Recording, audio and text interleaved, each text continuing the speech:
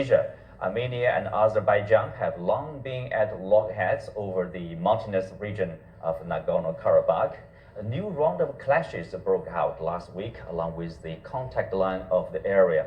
Fighting between majority Muslim Azerbaijan and Christian Armenia could draw in regional players, Russia and Turkey, for example, with both sides blaming the other for the flare-up. World leaders have urged calm as fears rise of a full-scale conflict. For better understanding of the conflict, I'm joined by Serkan Aral, a political analyst and writer from Istanbul, and Mark Slaboda, Moscow-based international affairs and security analyst. Welcome to our show, gentlemen. So deadly fighting has erupted in recent days, as I said, in the mountainous region of Nagorno-Karabakh. Despite the international calls for ceasefire, but there are yet signs of calming down. So I will start with Serkan here. Like, how likely is a further rise of tension or even full-scale conflict? Yes, Turkey sees that 20% of Azerbaijan territory, including Upper Karabakh, still remains under illegal occupation of Armenian forces for 3 decades, and peaceful solution has not established last 30 years. On September 27th, the Armenian forces attacked to Azerbaijan site. It's a provocation, says Azerbaijan site, and some civilian settlements already targeted. The last situation now, it seems that Azerbaijan forces are going on strategical points like Fuzuli and Cebrail, the south part of Karabakh.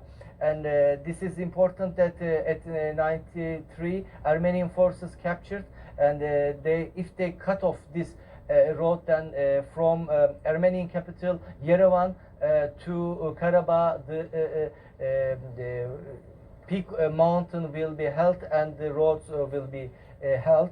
But we can say that there are 4 UN Security Council and 2 UN General Assembly resolutions, as well as decisions made by international organizations that the demand is withdrawal of the occupational Armenian forces from Nagorno-Karabakh and 7 other regions of Azerbaijan, of course. But the facts and figures says now 25,000 refugee Azeri Turks will return back to their homes from last week to today.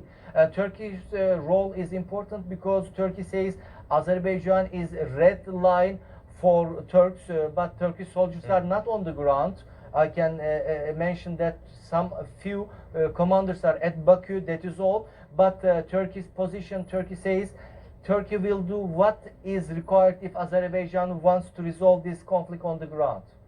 Okay, we'll touch upon the role of Turkey and other powers in the region a little bit later. But let's take a look at the peace talks between Armenia and Azerbaijan have been held since 1994 when a ceasefire was reached. But there have been occasional minor clashes along the borders. So why are the two countries all of a sudden on the brink of war? Why this time around? What's the importance about the timing, Mark? Okay, well, as our Turkish colleague... Mark, please, yeah. Okay. Mark, go ahead, yeah. As our Turkish colleague pointed out, the 1994 ceasefire, which was only that, it was a ceasefire. There was no more firm commitment, and Baku has never agreed to not settle the Nagorno-Karabakh issue by force. It was in favor of Armenia, and there was a line of contact established deep in Azerbaijan territory. 7 Azerbaijani regions, not only Nagorno-Karabakh, but 7 other regions, have since been occupied by Armenian forces. And of course, Azerbaijan regards this as a violation of international law, a seizure of their territory. And the dialogue for the last 26 years hasn't achieved them anything within the Minsk format. That is coupled with the fact that Azerbaijan has had a huge military buildup in the last couple of decades, fueled by oil and gas wealth. Azerbaijan's military budget for the last few years has been larger than Armenia's entire budget. So they feel that the military balance has shifted to a very significant degree in their favor, that they believe they can solve this issue by force instead of dialogue. And the third is the imposition of itself by the Erdogan regime in Turkey. Turkey has created a series of conflicts to destabilize the entire region, from Libya, Cyprus, Greece, Syria, Iraq, and is now injecting itself into the Caucasus. This is the third geopolitical conflict it currently has with Russia: Libya, Syria, and now Azerbaijan. And it is attempting to inject itself into the Caucasus in a bid to transcend from a regional power to a great power at the expense of Russia's regional influence. Russia has had good diplomatic relations with Armenia and Azerbaijan both. Serkan Aral, Armenia also has accused Turkey, which backs Azerbaijan, as you said, of meddling in the conflict. Do you think Turkey is behind the conflict? No, Turkish position is so clear. Turkey is supporting Azerbaijan and providing Azerbaijan with military support of a kind never seen before this conflict. But let me make it clear with my colleague. He mentioned about Ankara's position. Ankara is not interested in opening another front against Russia in this region, but Turkey is still, doing in the same path with Russia in Idlib area. But if you look to the Libya, the Libyan government invited Turkey to help to Sarraj government, and also before we saw the same military action in Qatar against Saudi Arabia and others. So the Minsk group calls for a ceasefire, but this is unacceptable from Turkey's side, because if they are really seeking a solution, then the Armenian forces should withdraw all the territories that they occupied. That is important. And if we see the Azerbaijan President Aliyev says that the war will not end until the Azerbaijan regains full control over these territories. But just not Turkey, the support coming to Azerbaijan. You can see the Israel supporting, providing weapons and intelligence to Azerbaijan. It's not only the Turkic nation support, but Azerbaijan has a border to Iran, and also Azerbaijan is among Israel's top suppliers of oil. So this is mostly some Armenian propaganda that Turkey is going to involve to the position. This is not true, but they are targeting the joint energy and transport projects conducted by Baku and Ankara.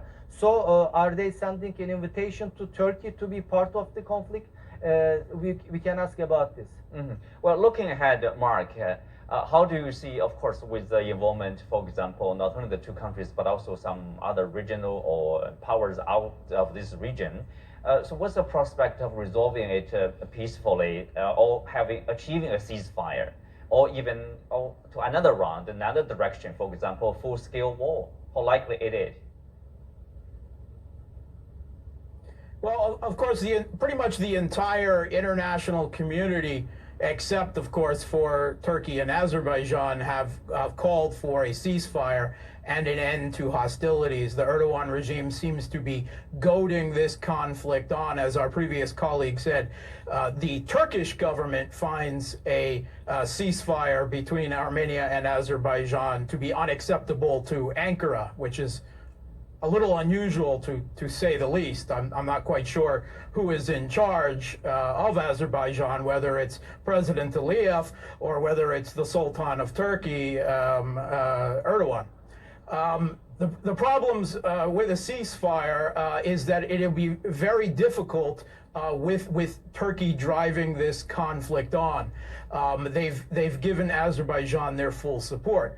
They find the status quo unacceptable, which is understandable for a number of reasons. But of course, this is weighed against the self-determination of the people of Nagorno-Karabakh, also known by the actual inhabitants as Artsakh, which do not want to be part of Azerbaijan and have lived largely apart from at least the last 30 years and for much of their problematic history.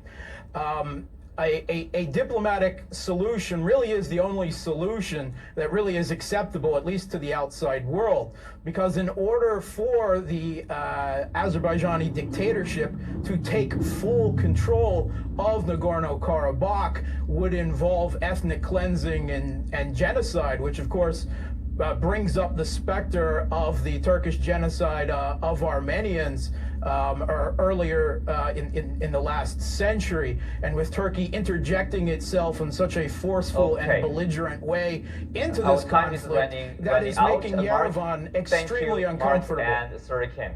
So let's leave it there for now and take a look at this week's Newsmaker.